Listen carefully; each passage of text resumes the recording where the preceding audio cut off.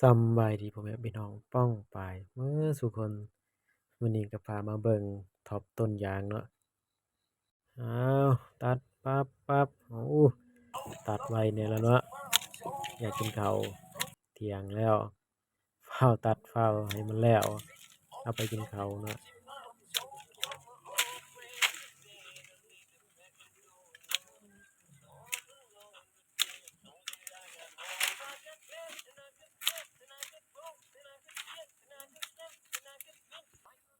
หลังจากตัดแล้วก็จะเป็นประมาณนี้ทุกคน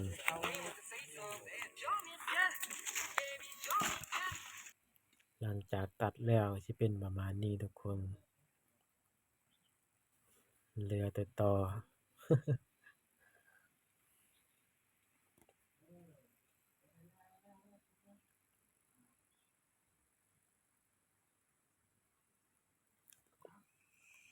บรรยากาศก็มืดครึ้มมืดฝนมาอีกแล้ว